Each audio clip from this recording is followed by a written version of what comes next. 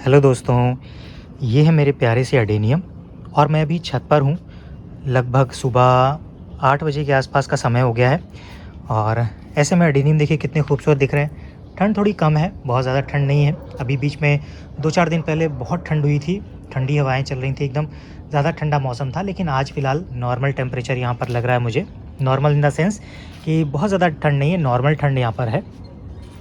अडेनियम्स पर कोई ज़्यादा ख़ास फ़र्क नहीं दिख रहा है यहाँ पर और फ्लावरिंग अच्छी फ्लावरिंग हो रही है यहाँ पर मेरे अडेनियम्स में काफ़ी। और ये जो अडेनियम है ये मैंने जेफआर से लिया था और काफ़ी अच्छा ग्रोथ हो गया। मैं इसको अभी अप्रूट करके देखूँगा, आज तो नहीं करूँगा लेकिन मैं सोच रहा हूँ इसको फैब में अप्रूट करके देखता हूँ। मैं फैब लास्ट में रूट का क्या प्रोग्रेस हुई है और उसको फिर मैं इस तरह के एक बड़े से पॉट में लगा दूंगा। पूरी रूट में अंदर रखूँगा ताकि अच्छे से ग्रोथ ले सके।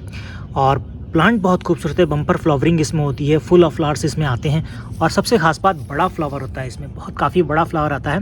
और थोड़ा सा बिल्कुल मतलब नॉर्मल नहीं कहेंगे, नॉर्मल से थोड़ा सा डार्क है, डार्क भी नहीं कहेंगे, नॉर्मल से थोड़ा सा डार्क और अच्छी फ्लावरिंग देता है। और ये तो आपको पता ही है, ये मेरा डार्क फ्लावर है। सीड पॉट की कोशिश कर रहा हूँ मैं, पॉलिनेट मैंने किया है, देखते हैं क्या रिज़ल्ट रहता है क्योंकि पॉलिनेशन इसमें बहुत मुश्किल से होता है, इसलिए कुछ कह नहीं सकते। जेरोनिमो के सीड पॉट देखिए तैयार हो रहे हैं। WNP के सीड पॉट लगभग काफ़ी अच्छे हेल्दी हो गए हैं, अगर आप देखें तो हेल्दी सीड पॉट हैं सभी। ये है BNB ब्लैक हॉक, नागपाया ब्लैक हॉक, तो ये इसका भी एक सीड पॉट बन रहा है। इसके अलावा कुछ मैंने मल्टी पेटल में, ये देखिए ये रेड बेंगल के भी सीड पॉट तैयार हो रहे हैं। एक ये है, एक ये अभी छोटा है, ये भी सीड पॉट तैयार हो जाएगा। इसके अलावा यहाँ पर ये है मेरे पास एक कामली डांगू, इसका भी एक सीड पॉट बन रहा है। इसके साथ एक और प्लांट है मेरे पास, ये है काला माई और क्रॉस है इसका WDD वोंग डीडी, तो ये भी इसमें 2 सीड पॉट तैयार हो रहे हैं। उसके अलावा SNP तो आपको मालूम ही है, इसमें सीड पॉट बन रहा है। इसमें छोटे छोटे सीड पॉट बनते हैं लेकिन हेल्दी रहते हैं। इसके अलावा इसमें बड़े सीड पॉट बनते हैं, तो दोनों ही खूबसूरत से प्लांट हैं। इसके अलावा ये है हमारा YMK, रेड कलर का फ्लावर इसमें आ रहा है, मतलब डार्क पिंक कह सकते हैं इसको, रेड नहीं कहेंगे तो डार्क पिंक। इसमें भी सीड पॉट बन रहा है। सीड पॉट ये भी तैयार हो जाएंगे तो इसमें नए प्लांट्स बन जाएंगे। इसका अभी कुछ कह नहीं सकते, इसमें ये सीड पॉट दिख रहा है लेकिन ये बनता है कि नहीं बनता है ये थोड़ा सा ग्रो होने के बाद ही पता चलेगा। उसके बाद फिर मैं आपके साथ इसके जो अपडेट है वो शेयर करूँगा। अगर ये सक्सेसफुल होते हैं तो मैं आपको अपडेट देता रहूँगा। अभी मेरे इन अडेनियम्स को लगभग 1 महीना हो गया है, मतलब 1 महीना क्या 20 से 25 दिन तो हो गए होंगे। मैंने इनको फंगीसाइड का जो वाटर है पानी नहीं दिया है। आज मैं फंगीसाइड का वाटर इनको दूंगा। पानी मैंने लगभग 2 से 3 दिन हो गए इनको वाटरिंग नहीं की है, आज वाटरिंग करूँगा। और वाटरिंग करते समय मैं फंगीसाइड का पानी इनको देने वाला हूँ। देखिए ये बकेट है, इसमें 5 लीटर पानी आता है और इसमें मैं लगभग 5 से 10 ग्राम जो फंगीसाइड है ये मिलाता हूँ। और ये लगभग 1 चम्मच में आ जाता है, इतनी क्वांटिटी कि लगभग 7-8 ग्राम या 10 ग्राम तक 1 चम्मच में रहती है। तो मैं इसमें 1 चम्मच डालता हूँ, बिल्कुल फुल करके नहीं डालता लेकिन हल्का डालता हूँ, जैसे आपको दिखाता हूँ। जैसे मैं इसमें इसको पूरा भर दूंगा अभी, और इतना मैं डालता हूँ क्योंकि बहुत ज़्यादा नहीं देना है और इतना ज़्यादा देने की ज़रूरत भी नहीं है। फिर भी आपको लगता है कोई बड़े पॉट्स हैं या तो उसमें आप थोड़ा सा और ले सकते हैं, लेकिन 1 चम्मच से ज़्यादा ना डालें। और डेली या 15 दिन पे डालने की बहुत ज़्यादा ज़रूरत नहीं है, लेकिन अगर आप चाहें तो डाल सकते हैं। लेकिन मैं मोस्टली 20 से 25 दिन में इसको रिपीट करता हूँ, कई बार 1 महीना भी हो जाता है, भूल जाता हूँ तो मैं इस तरह से करता हूँ। और इन सभी में मैं आज अच्छे से वाटरिंग करने वाला हूँ, फंगीसाइड के पानी देने वाला हूँ और वाटरिंग मैं इसमें अच्छे से करूँगा ताकि मुझे 2 से 3 दिन तक अब इसमें वाटरिंग करने की ज़रूरत ना पड़े, क्योंकि धूप अभी निकल रही है काफ़ी तेज़ यहाँ पर दिन में। लेकिन इस समय धूप में उतनी ज़्यादा गर्मी नहीं है जिससे पौधे एकदम सूख जाएं, ड्राई हो जाएं, तो पौधों में नमी बनी रहती है। तो 2 से 3 दिन बाद भी मैं यहाँ वाटरिंग करता हूँ तो कोई प्रॉब्लम नहीं होती। लेकिन उत्तर भारत में जहाँ ठंड बहुत ज़्यादा पड़ती है, या कुछ पहाड़ी क्षेत्र हैं जहाँ पर बहुत ठंड पड़ती है, कई बार बर्फ़ भी गिरती है, वहाँ पर पानी का बहुत ध्यान रखना है। आप एक बार फुल पानी देने के बाद 15 दिन 20 दिन तक का गैप दे सकते हैं।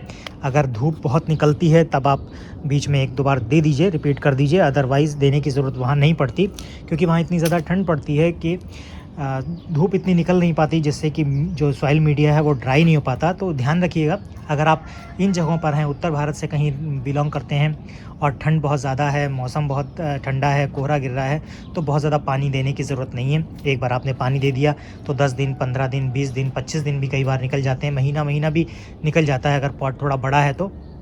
छोटे पॉट हैं इस तरह के, जैसे 4 इंची पॉट में अगर कोई प्लांट लगे हैं तो आप 5 से 10 दिन में पानी दे सकते हैं। अगर धूप तेज़ निकल रही है तो 2 से 3 दिन में रिपीट कर सकते हैं।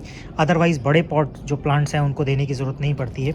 अभी मैंने सेल पोस्ट डाली थी कुछ दिन पहले क्या, अभी 2 दिन हुए हैं, तो सेल पोस्ट डाली थी मैंने, और जिसमें मैंने ये जो हमारे प्लांट्स हैं इनको सेल के लिए डाला था। तो ये प्लांट मेरे मोस्टली सेल हो गए हैं, और जैसे एक ये है, ये सेल हो गया है। उसके अलावा एक प्लांट तो मैंने नीचे अपलोड कर ही दिया है, वो सेल हो चुका है। एक ये सेल हो गया है, 2 ये हो गए हैं। इसके अलावा 2 प्लांट और सेल हुए हैं। एग्जैक्ट मैं थोड़ा सा देख लेता हूँ कौन सा प्लांट है वो, और फिर मैं आपके साथ आपको बताता हूँ। मैं एक ये प्लांट देखिए सेल हो गया है, ठीक है, और आई थिंक एक ये प्लांट सेल हो गया है। ये 4 प्लांट हैं जो मेरे सेल हो चुके हैं।